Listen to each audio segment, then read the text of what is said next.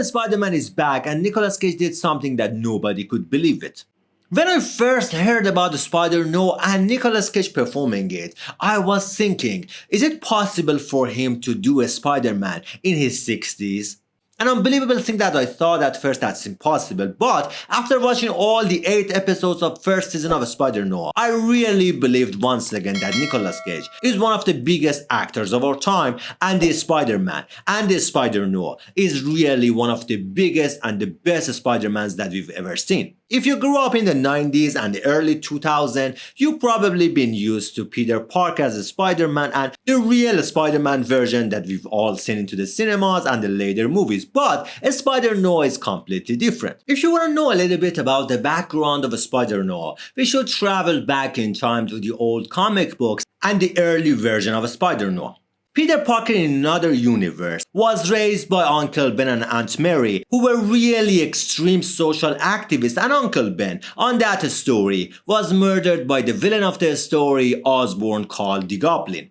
So in this process, Peter goes up investigating the murder of his uncle, and suddenly he got bitten by a giant spider called the Spider God, and he turned to the spider. But he's a spider. In contrast to the other story, he did not wear that kind of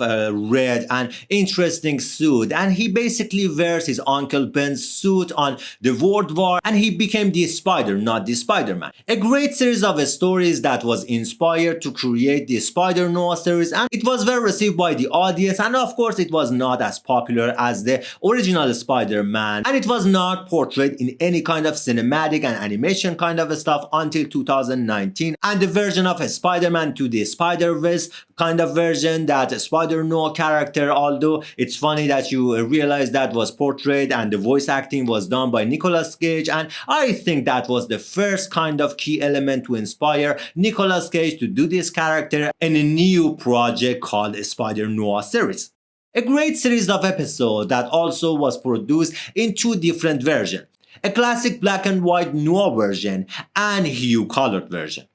A bold and courageous move by Nicolas Cage and the production team that was done to inspire the younger generation to watch the movies into the black and white format, and even Nicolas Cage expressed that he did his playing and his acting on black and white format, and it was meant to be and portrayed into the black and white, and he was inspired by a lot of great noir actors like Humphrey Bogart, and it was one of the most important experiences of his recent years. Although I didn't have the time to watch the all episodes in different versions, I watched the first half of the episodes in black and white and the second half of the episodes in colored version, and I enjoyed both of them, and it was really a spectacular version of filmmaking and telling the Spider-Man story that has never been told before. And I wanna dig up a little bit about the story and storytelling right now, and I think that Nicolas Cage's Spider-Noir was really not ever seen a Spider-Man version that of course is not a spider and it's not Peter Parker really, and it has a lot of differences with the comics and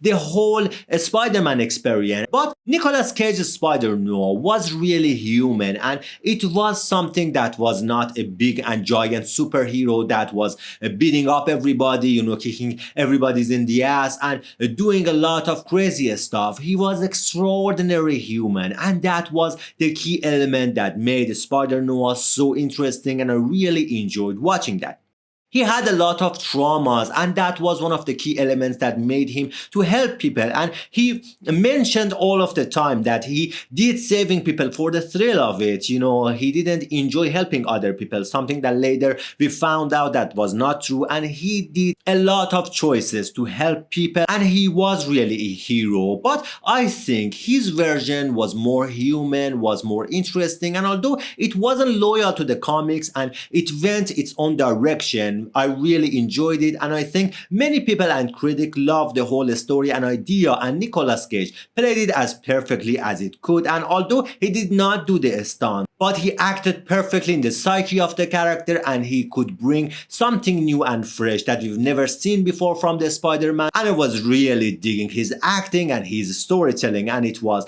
one of the key elements that made the Spider-Noir so interesting and intense and fun to watch. One another key element that was so interesting interesting to me that this Spider-Man, Spider-Noir, being a Spider-Man, having these kind of abilities was not a gift, some crazy gift that we've seen in the Peter Parker story that he was wondered by it, and it was caused by some kind of German experiments on soldier, and he was bitten by a traumatized and damaged soldier that died and transformed the abilities to Ben Riley, and that was tormenting him for a while. And this spider, he was not some crazy superhero that was having a lot of fun with his superpowers, and he was tormenting, this gift was forced to him, and that was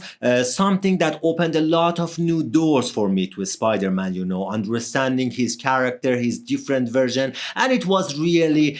perfect to see that this kind of version that was tormenting, that was trying to deal with his identity problem, existential problems, and he could nail all them done. And the whole experience of watching Spider-Noir, all the low angles, all the cinematography was perfect, and I really enjoyed it. It was one of the most unexpected and unbelievable experiences that I've ever witnessed from a comic kind of adaptation series and any kind of cinematic and even animation, and I really enjoyed that, and I think a lot of you enjoyed it too much. And that was one of the most interesting things that I've seen from Nicolas Cage, an actor that has proved once again he's incredible and he can do a lot of stuff that nobody could believe of. And one other thing that I wanted to mention is Brandon Gleeson and the chemistry between him and Ben Riley. In all of the Spider-Man's version and all of the stories, I really enjoyed the chemistry between the Spider and the villain of the story.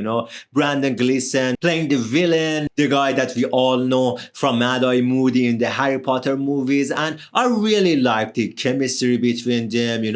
Although Ben Riley, the Spider, was plotting against him, but he was interested to be friend with him, and in some points he even made friend with him, and he could feel that maybe there are a lot of similarities between them, and that was one of the key undercover plot twists that I enjoyed. None of the Spider-Mans before has been friend with their villains, and that was something that was different, and their kind of chemistry was beyond a real black and white kind of hero and superhero and villain story, and I really enjoyed it, and that was one of the most interesting things that I enjoyed from this show. With all of these high expectations and high ratings and a lot of groundbreaking things that was interesting to a lot of people, there were some low amount of criticism about Nicolas Cage and his double, are not matched too much, and Nicolas Cage was slow and kind of into the character in most of the time, but the Spider-Man seemed younger, and that was an obvious difference. But I think that the whole show was a good experience and I really enjoyed it, and I'm looking forward to the next season, and I think there would be a lot of